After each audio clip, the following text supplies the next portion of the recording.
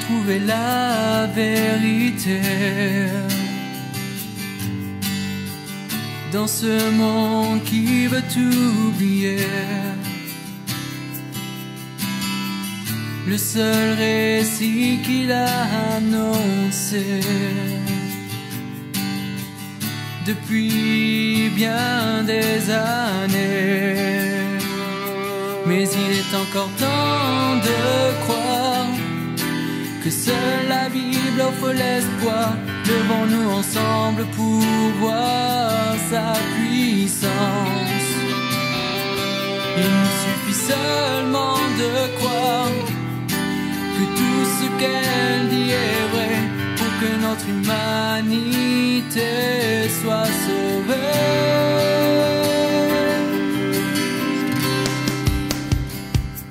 Car elle seule est la vérité, elle seule peut nous éclairer, car seul celui qui l'a inspiré peut vraiment nous libérer. Pour parler en ton nom. Qui est l'homme, Seigneur, pour que tu lui aies consacré autant de temps, autant d'énergie?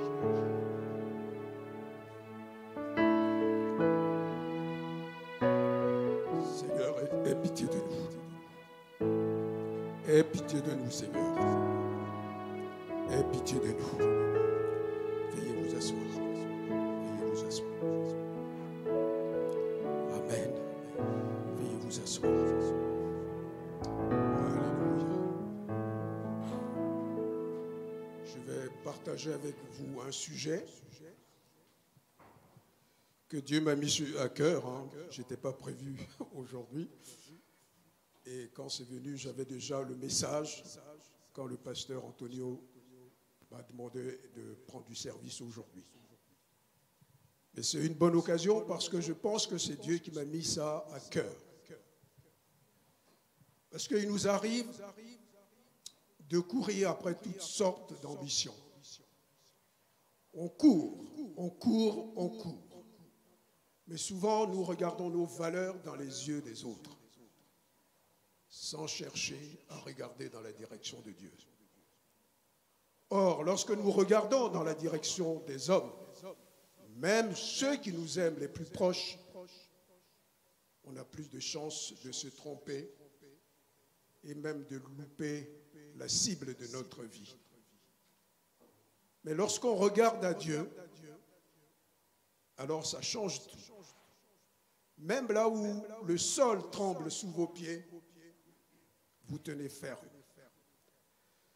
J'aimerais lire en introduction le psaume 8,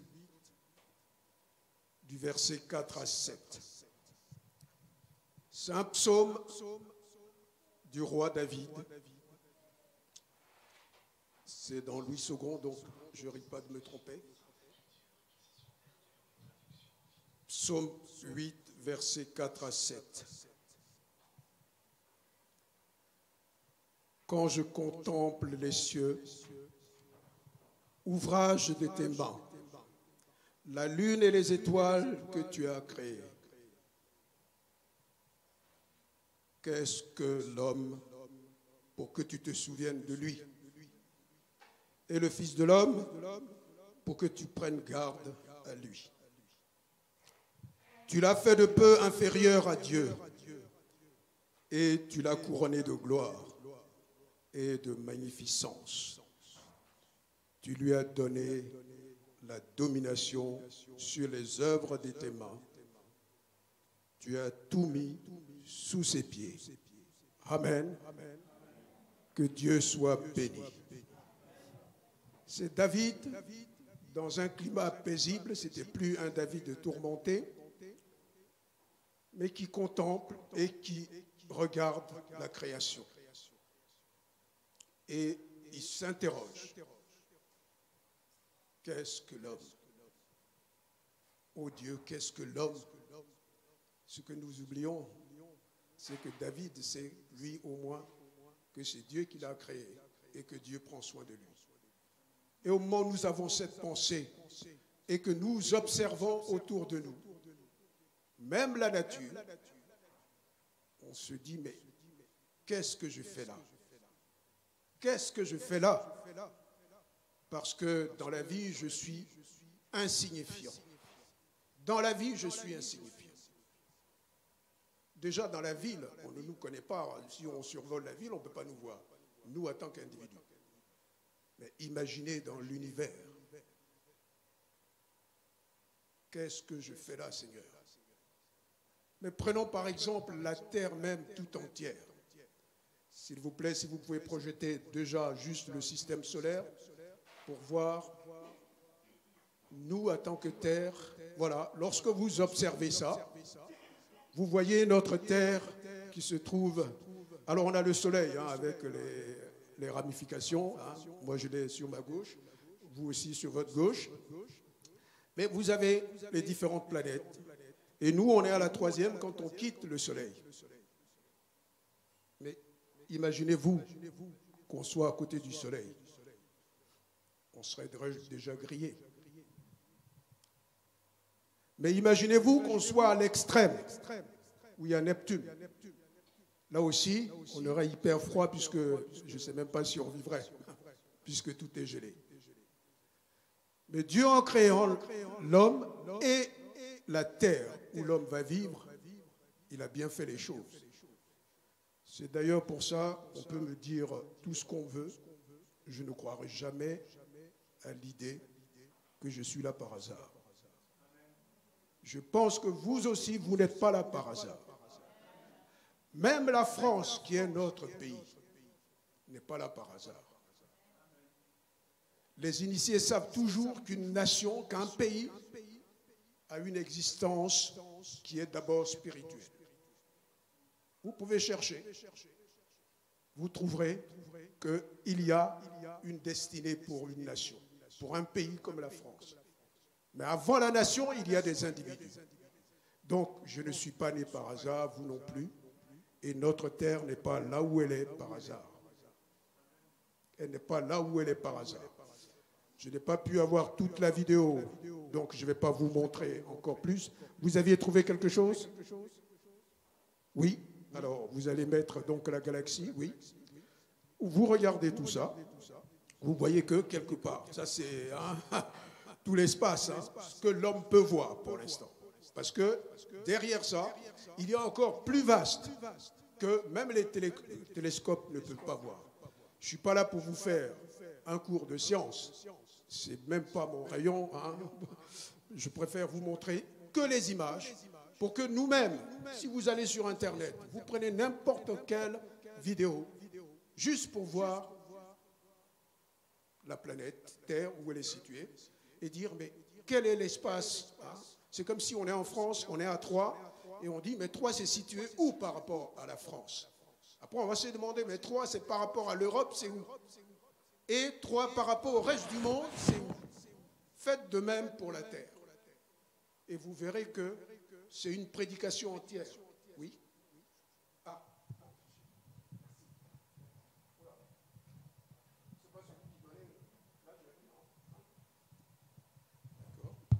C'est bon, merci.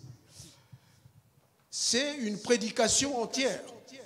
Lorsque vous prenez l'espace pour juste observer, vous n'êtes pas obligé d'être un spécialiste, mais observez seulement les images. Vous verrez que l'homme même qui dit qu'il est scientifique, qui sait beaucoup de choses, il n'en sait rien. Pour la petite histoire, quand vous allez écouter, il y a des scientifiques qui vous disent même ce que nous voyions avant au télescope, on pensait que c'est là l'univers s'arrêtait. Et puis petit à petit, on a développé les télescopes, et puis on voit que derrière, au lieu que ça se rétrécisse, mais ça s'élargit encore plus. C'est-à-dire, il y a encore tant et tant d'autres galaxies, etc., etc. Nous ne sommes pas là par hasard. Et lorsque David disait, Seigneur, quand je contemple les cieux, ouvrage de tes mains, la lune et les étoiles que tu as créées. Qu'est-ce que l'homme? Qu'est-ce que l'homme? Pour que tu te souviennes de lui. Oui. Qui suis-je? Qui suis-je? Il faut que nous ayons cette réflexion. Au moment où on dit « Qui suis-je ?» on se pose la question, et même dans notre prière, dans notre chambre. Mais Seigneur, je suis sûr que tu m'as fait pour quelque chose. Parce que par moi-même, je me dis, qu'est-ce que je fais là? Et vous verrez que ça va vous ouvrir des horizons. Vous allez comprendre, vous allez même avoir une opinion plus rassurante de vous, quelle que soit la terre où vous serez. Parce que vous direz, où que j'aille, mon Dieu me suit, il est avec moi. Où que j'aille, mon Dieu sera avec moi. Et on sera en confiance, où qu'on ira. Le roi David a dit cela. Seigneur, qu'est-ce que l'homme pour que sa situation te préoccupe tant? Quand on observe toute la création, l'univers, la terre et ce qu'ils contiennent, son immensité, sa complexité, la puissance, le danger qu'il y a et la beauté, on dit mais ça alors? Et pour la petite histoire, les scientifiques cherchent toujours l'homme ou une autre individualité qui pourrait ressembler à nous, qui pourrait respirer, ils cherchent encore. Ils cherchent. Mais la Bible dit, la terre est à l'homme. C'est le ciel qui est à Dieu. Et il a bien placé la terre où on doit être. C'est d'ailleurs pour ça qu'on se multiplie, on vit, on respire, on s'épanouit. Si on n'avait pas tout ça, les deux premiers qui ont été créés ne se seraient jamais développés. Je dis cela, on n'a pas besoin d'être un grand nabab ou un grand instruit lorsqu'on observe l'univers pour dire merci Seigneur. Tu m'as créé, j'ai désespéré un moment, mais je suis rassuré parce que tu as un projet. Tu as un projet pour moi. L'Éternel a un projet pour chacun d'entre nous. Sinon, vous ne serez pas là. Il y a des gens qui sont très instruits, qui ne cherchent pas Dieu. Mais la Bible dit, ça c'est de la folie.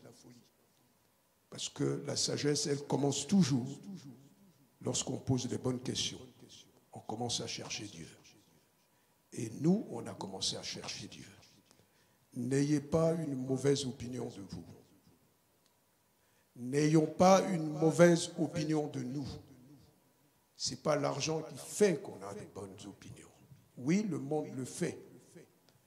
Mais je vous donne un exemple. Il y a des gens qui sont morts. Comme dirait l'autre, je n'ai jamais vu devant le corbillard tous les billets l'accompagner. Tous ces lingots l'accompagnaient. Même ceux qui ont des milliards, ils meurent et les milliards restent ici. Et les héritiers vont se bagarrer pour ça. On se dit, pourquoi tu as fait tout ça? Pourquoi tu as fait tout ça et que tes enfants, ils s'entre-déchirent pour ce que tu as laissé? Au lieu de t'investir dans les vies, tu as cherché autre chose. Quand je contemple les cieux, on observe que sur cette terre, il y a beaucoup de choses. Il y a des animaux qui sont plus puissants que nous.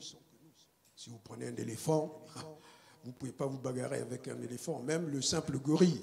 Je dis le simple, façon de parler, parce que le gorille, et même le kangourou, si vous avez vu quelques vidéos, vous n'avez jamais vu un kangourou boxeur, mais il se bat, le kangourou. Il peut boxer un homme. Donc, il y a des choses où on voit beaucoup de puissance autour de nous. On dit, mais comment se fait-il que l'homme règne sur tout ça? Mais nous, on a l'explication. Nous avons l'explication. Verset 7 dit, tu lui as donné la domination sur les œuvres de tes mains. Tu as tout mis sous ses pieds. C'est ça déjà notre destinée. Dieu a créé il n'a pas créé pour rien, parce qu'il ne savait pas quoi faire.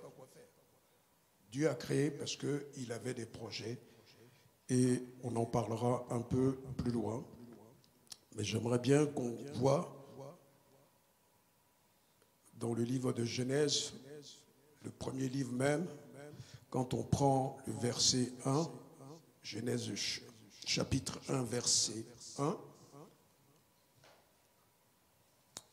il est écrit, au commencement, Dieu créa les cieux et la terre. Je dis bien, au commencement, Dieu créa les cieux et la terre. Et lorsqu'on prend juste plus loin,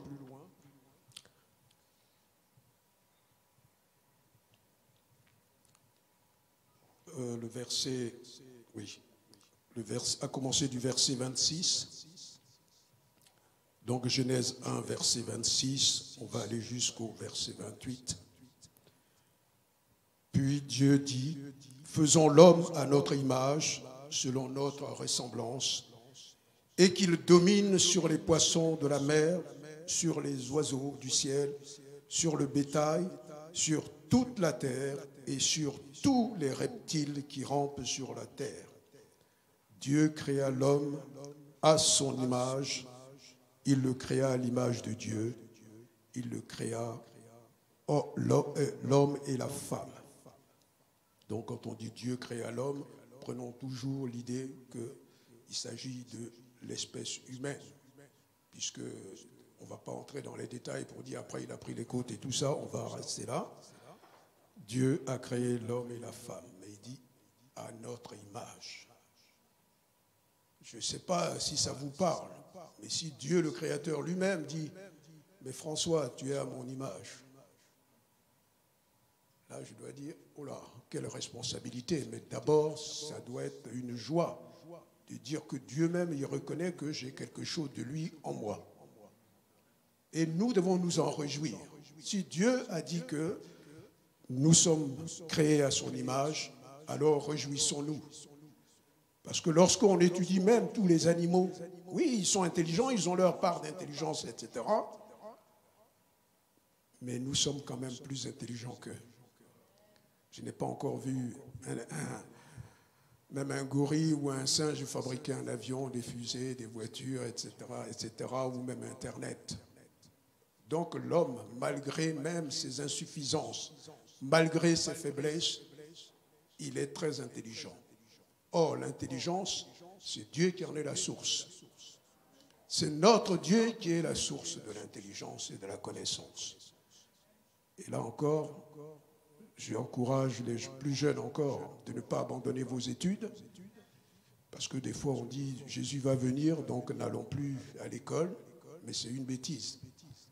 Parce qu'un chrétien qui sait lire et écrire, qui parle d'abord de la Bible, et puis il va s'asseoir avec les gens instruits pour dire, voilà, vous avez dit ça, et moi je sais ce que vous savez, et je sais encore autre chose.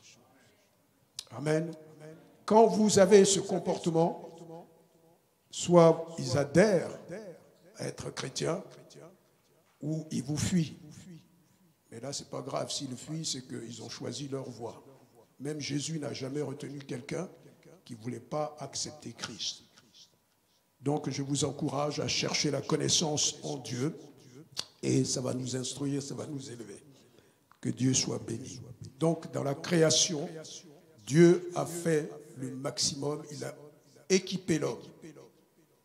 Il a équipé l'homme. Plus on avance, plus on s'aperçoit que ce n'est pas juste un corps que Dieu a donné. Dieu n'a pas donné que le corps. La Bible dit que nous sommes corps, âme et esprit. Pourquoi Dieu nous a donné l'esprit? On devrait se poser la question, parce que ce n'est pas toujours de dire, oui, quand je vais mourir, le corps va mourir, je serai au paradis. Mais même avant d'arriver au paradis, il faut que tu parles avec ton Dieu. Il faut que tu parles avec ton Dieu. C'est à cela déjà, l'homme, il est en communion. Je vous donne l'exemple d'Adam dans le jardin d'Éden. Il était en communion avec Dieu, il parlait. C'est le péché qui l'a séparé de Dieu. Sinon, Dieu ne l'a pas créé pour le mettre dans son coin, comme ça, pour l'oublier. Il y avait un lien. Et ce lien même a été rétabli avec Jésus. Hein, donc on le sait. Dieu nous a donné un esprit pour communiquer avec son esprit. Donc nous sommes équipés. On n'est pas abandonné à notre sort comme ça. À la fin, au verset 31, Dieu vit tout ce qu'il avait fait et voici, cela est très bon. C'est Dieu qui parle. Il a vu ce qu'il a fait, l'œuvre qu'il a faite. Il a fait l'homme et il a fait tout ce qu'il avait à faire, équiper la terre pour y installer l'homme.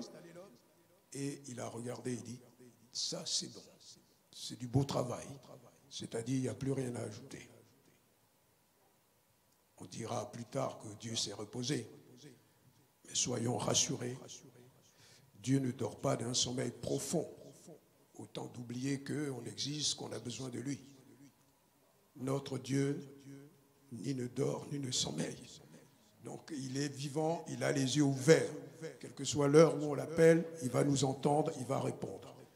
Mais prenons toujours la Bible telle qu'elle est, si on nous dit les choses, qu'on arrive à apprendre encore plus.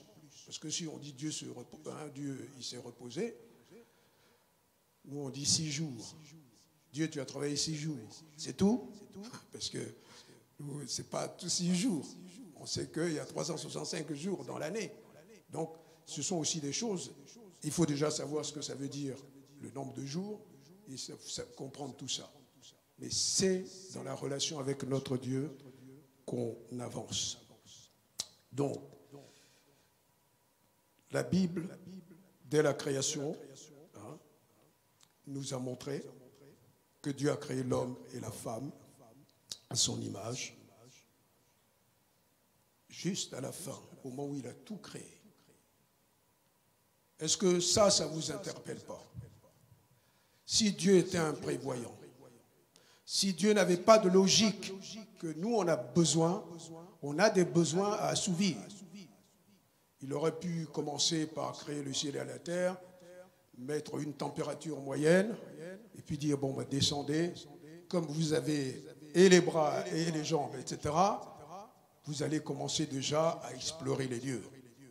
Mais non, il a tout créé, y compris même la semence. Quand on lit ce chapitre, Dieu même a donné de la semence pour que l'homme y cultive, etc. Donc, il y a des choses que Dieu a accomplies.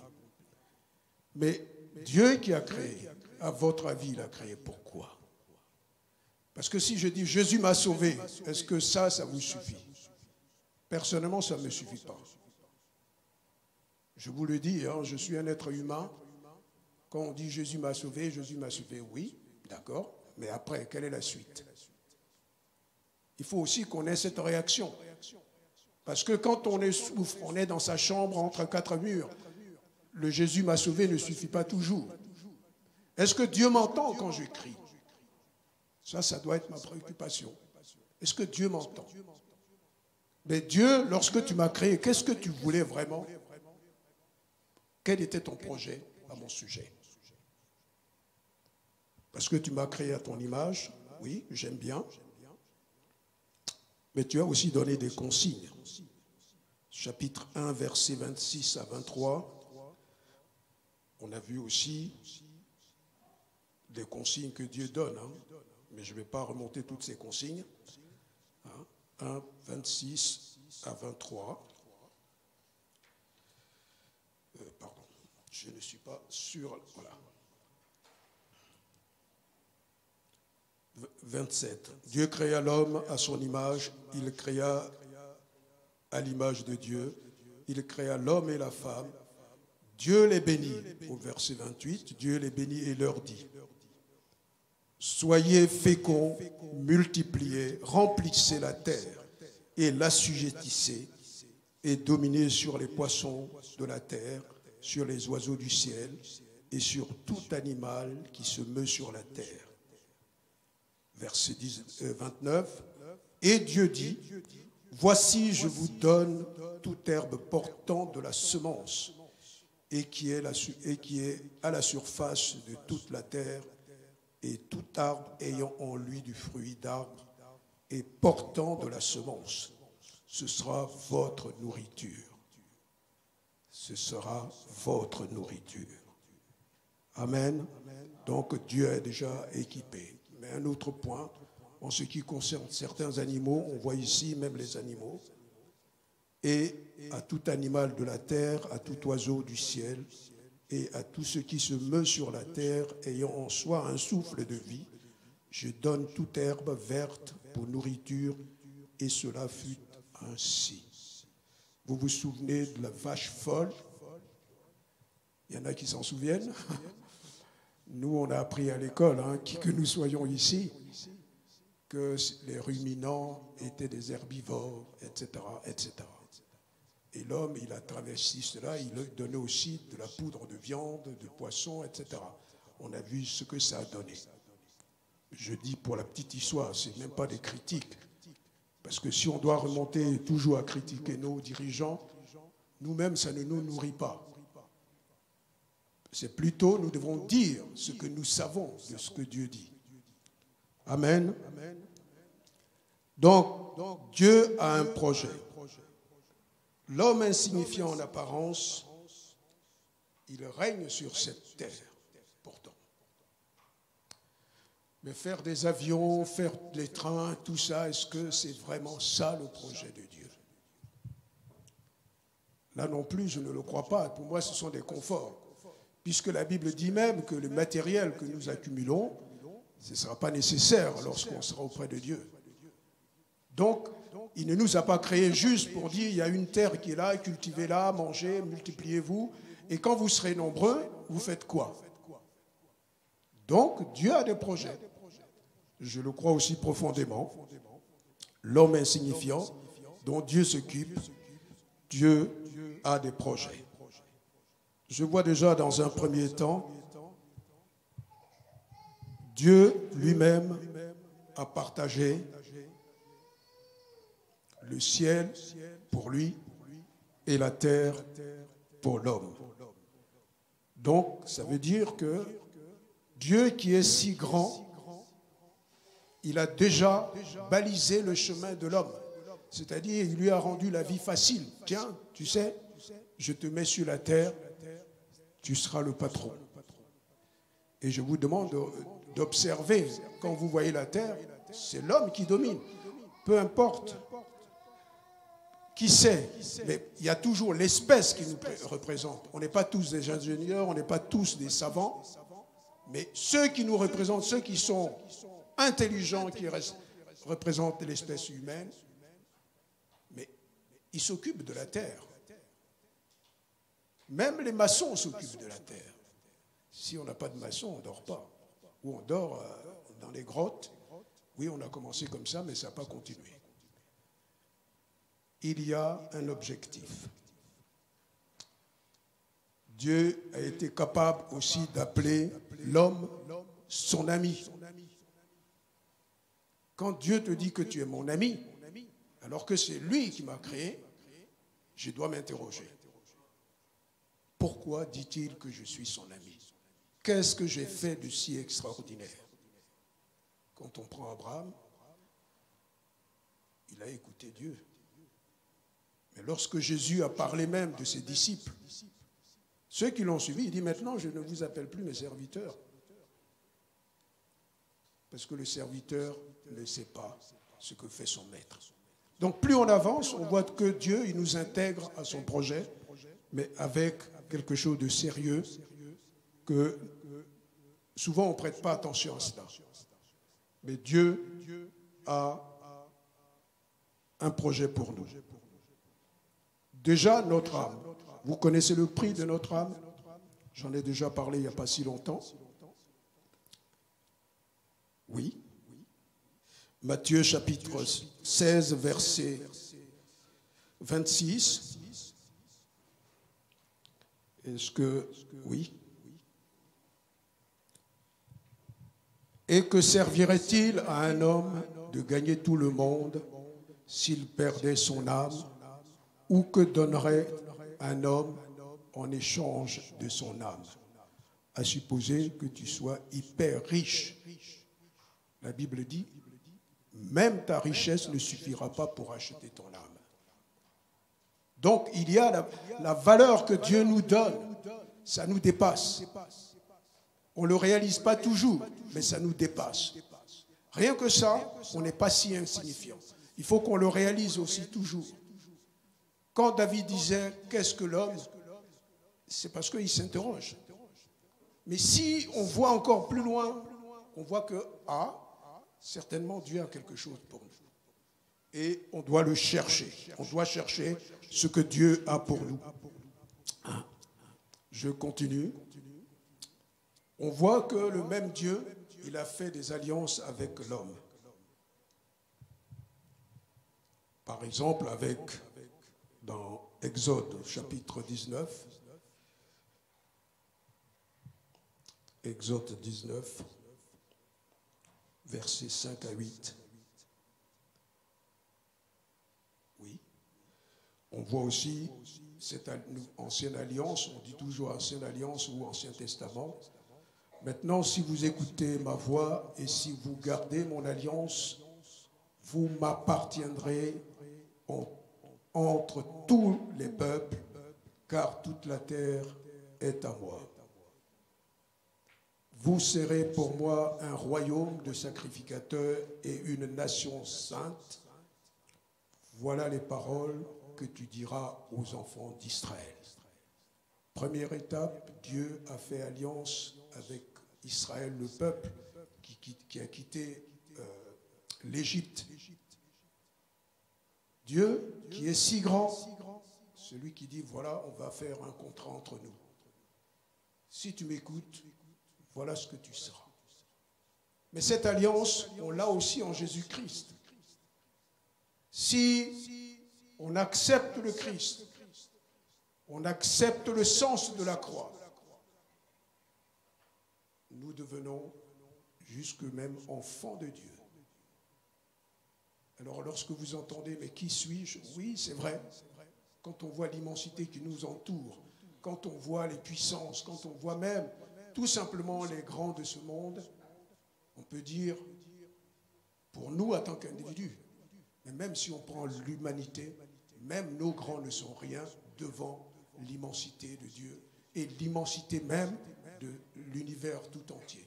La preuve, c'est que ça fait déjà des années qu'on traîne une Covid qui n'en finissait pas. Si on était si puissant, mais là je ne suis pas encore en train de critiquer en mal, je dis tout simplement, nous en tant qu'individus, on est limité si Dieu n'est pas dans notre projet ou si nous ne sommes pas dans le projet de Dieu. C'est ça l'idée. Donc Dieu fait alliance. Quand il fait alliance, c'est pour dire, voilà, regarde-moi bien, on va travailler ensemble parce que moi je sais pourquoi je t'ai créé. Et ça devrait être aussi notre préoccupation. La Bible dit que Dieu a préparé des œuvres d'avance pour que l'homme les accomplisse. On prend par exemple Éphésiens 2, versets 10 à 11. Une autre version donc. Oui, car nous sommes son ouvrage, ayant été créés en Jésus-Christ pour de bonnes œuvres que Dieu a préparées d'avance afin que nous les pratiquions. C'est pourquoi vous, autrefois païens dans la chair, appelés incirconcis par ceux qu'on appelle circoncis et qui le sont en la chair par la main de l'homme. Dieu a préparé des œuvres à l'avance. Je prends Romains 12. On va prendre Romains 12, les 3 premiers versets, s'il vous plaît. Je vous exhorte donc, frères, par la compassion de Dieu, à offrir vos corps comme un sacrifice vivant, saint, agréable à Dieu, ce qui sera de votre part un culte raisonnable. Ne vous conformez pas au siècle présent, mais soyez transformés par le renouvellement de l'intelligence, afin que vous discerniez quelle est la volonté de Dieu, ce qui est bon, agréable et parfait. Connaître la volonté de Dieu, et on sait que c'est bon, c'est agréable et c'est parfait. Une fois on sait ça, on ne cherche plus rien d'autre. Ce que nous devons chercher, même dans nos préoccupations personnelles, Seigneur, quelle est ta volonté? Si Dieu nous dit d'attendre, on va attendre. Moïse a attendu 40 ans.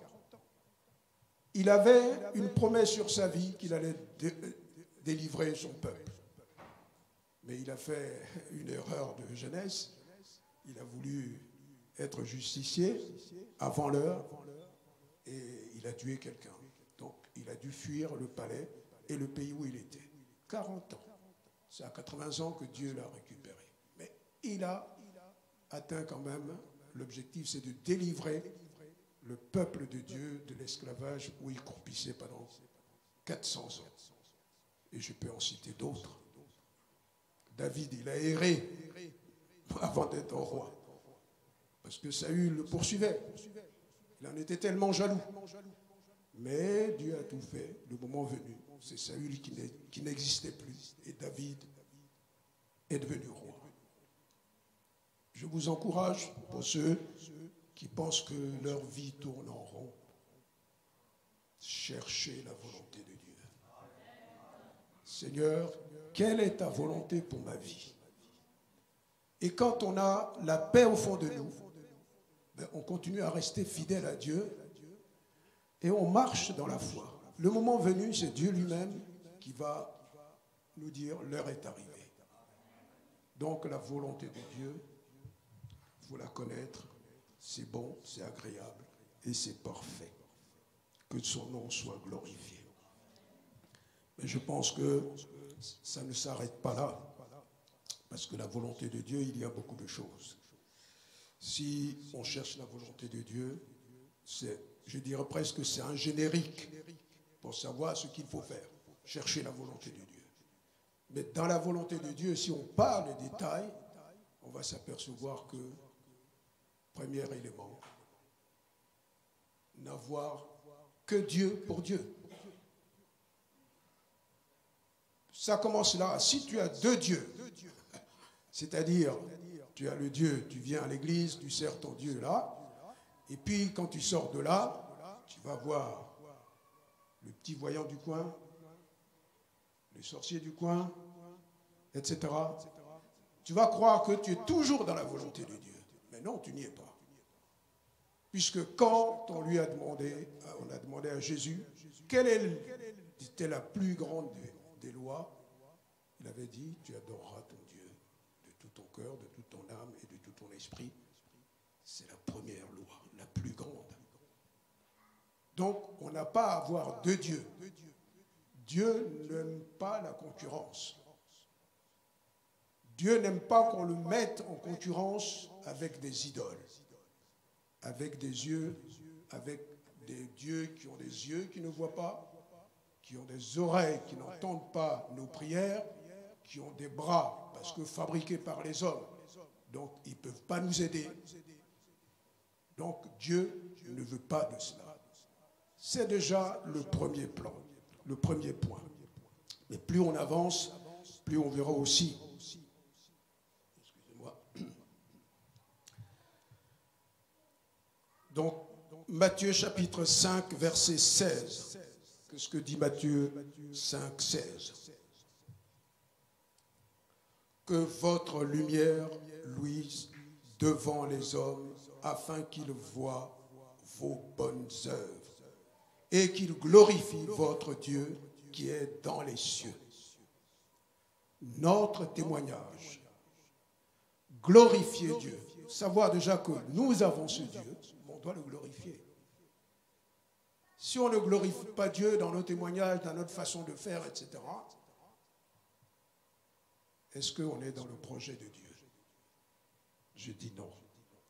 1 Timothée chapitre 6, verset 18. dit autre chose, ajoute autre chose. Recommande-leur de faire du bien, d'être riche en bonnes œuvres et d'avoir de la libéralité, de la générosité. Alléluia. Un autre exemple, on va prendre Tite, chapitre 2, verset 7. Tite 2. Je vais aller plus vite parce que le temps presse, il est 11h30. Te montrant toi-même à tous égards un modèle de bonne œuvre et donnant un enseignement pur, digne. Ici, c'est un encouragement à être un exemple. On ne peut pas dire, je suis un petit Dieu, Dieu m'a créé, il a un projet pour moi, et puis on ne voit pas dans ta façon de marcher, dans ma façon de marcher, on ne voit pas que je glorifie ton Dieu. On va dire, c'est comme ça ton Dieu? Si c'est ça, alors je vais aller voir ailleurs. Donc nous portons aussi sur nous la responsabilité de donner gloire à notre Dieu. Hébreux chapitre 10, verset 24. Hébreux 10, 24. Veillons les uns sur les autres pour nous exciter à la charité et aux bonnes œuvres. Il y a quelqu'un à qui Dieu a demandé, où est ton frère? Il a dit, suis-je le gardien de mon frère? Drôle de frère. On te demande où est ton frère, vous n'êtes que deux, et tu dis, suis-je le gardien de mon frère? Veillez les uns sur les autres. Même dans l'église, si vous voyez qu'à un moment, je vais de travers, quel que soit le titre que j'ai, téléphonez-moi, dit François, j'ai entendu dans la ville qu'il y a un mauvais comportement. Téléphonez-moi, me dites que j'ai eu des bruits sur toi. Ça va m'aider à changer de comportement. Parce que si je viens ici, que je prêche devant vous, et vous me voyez au milieu des gens, vous dites, ah, pasteur, pasteur. Et puis les gens, ils rigolent dans la ville. Ils disent, ah, c'est ça le pasteur. Et vous, si vous venez vers moi, alors que dans la ville, vous êtes un brigand, vous êtes un violeur, vous êtes tout ce que vous voulez, on va dire, mais vous formez mal les gens. Vous les enseignez mal. Parce que la Bible dit aussi que tous n'enseignent pas. Parce que si vous enseignez et que vous n'avez pas l'exemple, on va vous demander des comptes encore plus graves. Dieu va vous juger sévèrement. Donc c'est une responsabilité de dormir et de penser, de venir ici, de dire je vais parler au nom de Dieu. Il faut que ça soit cohérent. Que notre Dieu soit glorifié. Amen. Que dit Jacques chapitre 2, versets 17 à 18.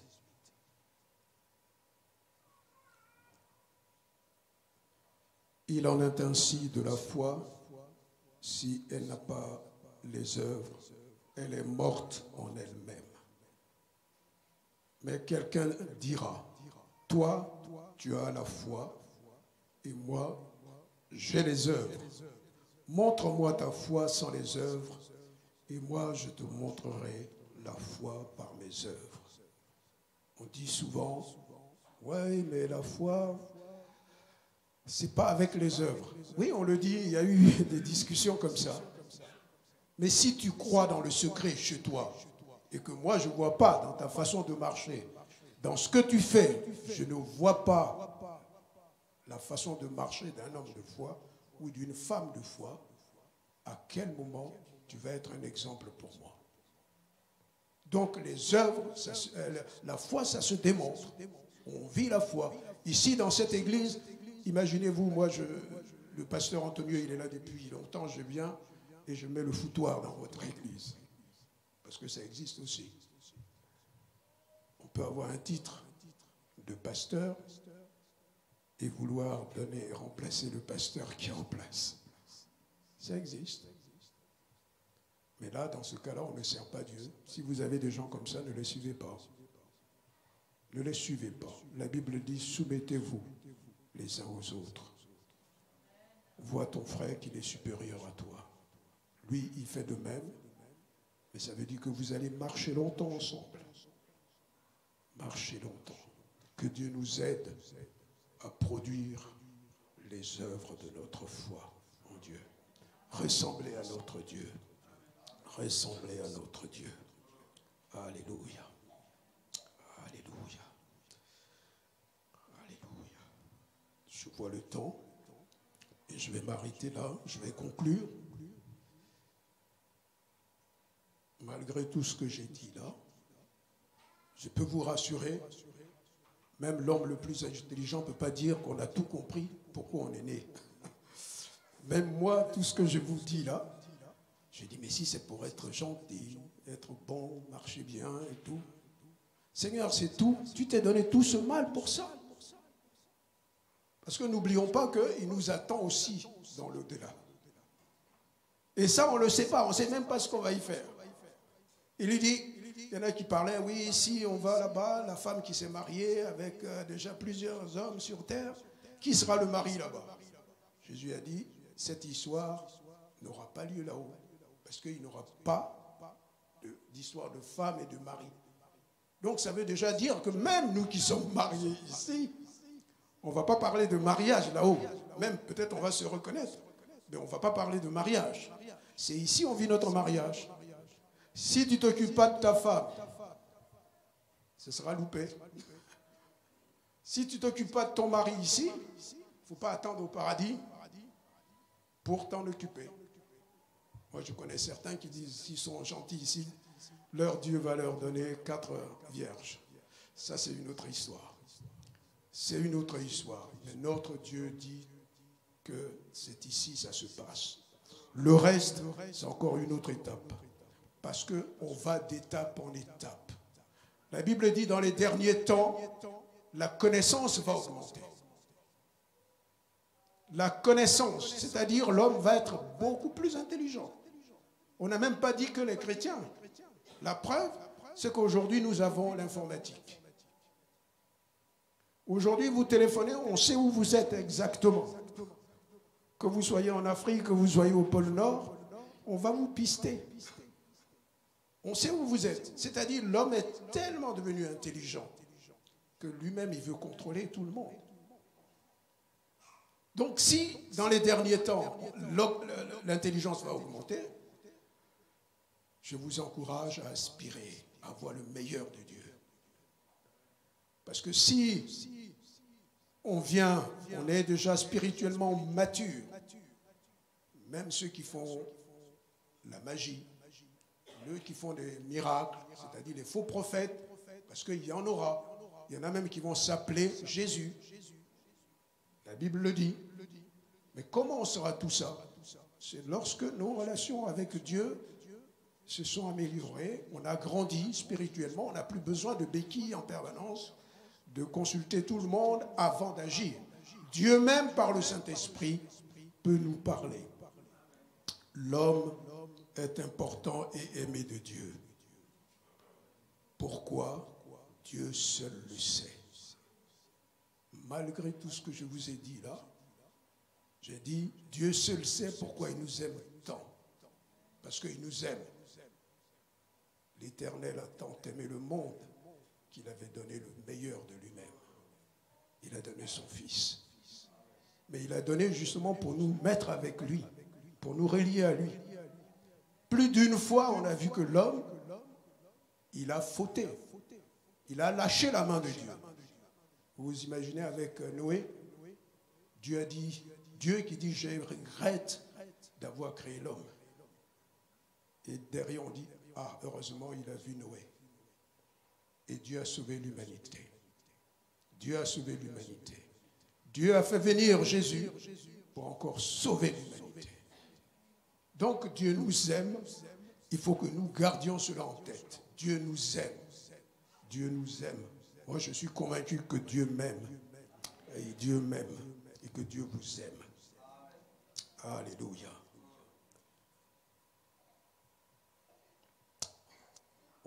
Est-ce que vous connaissez bien Dieu? Est-ce que je connais bien Dieu? Est-ce que nous connaissons bien Dieu? Ce sont des choses qu'on doit rechercher. Parce que vous verrez toujours, Satan, quand il vient, c'est pour brouiller notre relation avec Dieu, qu'on ne connaisse pas Dieu. Ce n'est pas tant les autres tentations, parce que Dieu nous rachète toujours. Mais je ne dis pas ça pour vous encourager d'aller faire des fautes. Je dis, les péchés, nous qui sommes pécheurs, quels que soient les péchés même, on demande pardon à Dieu, il nous récupère. Mais si on tourne le dos à Dieu, c'est-à-dire on ne veut plus en entendre parler, c'est fichu, c'est perdu. Or, l'action de Satan, c'est qu'on ne connaisse jamais Dieu. Or, quand on dit Dieu m'aime, soyons un peu plus intelligents, on va vers celui qui nous aime. Allons vers celui qui nous aime. Sur l'homme, nous avons besoin d'apprendre encore sur nous-mêmes. Parce qu'on n'a pas atteint notre maximum. On n'a pas atteint notre maximum. Peu importe notre origine. Hein. Mais si vraiment Dieu a investi en nous, alors il y a des choses que nous avons besoin de savoir sur nous pour avancer. L'homme et Dieu sont créateurs. Ça aussi, nous devons nous en préoccuper. Pour répondre à cette question du roi David, qu'est-ce que l'homme? Je dirais, approchons-nous de Dieu. La Bible dit, quand on s'approche de Dieu, Dieu s'approche de nous. Quand dans ta vie, tu cherches Dieu, même avec peine, à un moment, Dieu il va se mettre sur ton chemin. Il va se mettre à travers. Tu vas le voir. Et Psaume 32, verset 8 dit, « Je t'instruirai et te montrerai la voie que tu dois suivre. Je te conseillerai. J'aurai le regard sur toi. Que le nom de notre Dieu soit béni. » Amen. Ô Seigneur, vous pouvez vous lever, on va prier, on va louer notre Dieu. Remercions notre Dieu, sentez-vous libre de prier, la musique n'est pas là, donc vous pouvez lever la voix, de remercier Dieu. Seigneur, que je prenne conscience de ce que je suis dans ta présence. Que je prenne conscience, Seigneur, qui je suis. Et ça, que je marche aussi dans ce que tu vas me révéler. Prions. Prions. Alléluia. Seigneur, nous te bénissons. Ô Seigneur, qui suis-je? Qui suis-je? Qui suis-je? Seigneur, tu es mon Dieu. Seigneur, tu es mon Dieu, je suis ta créature. Mais Seigneur, j'ai confiance.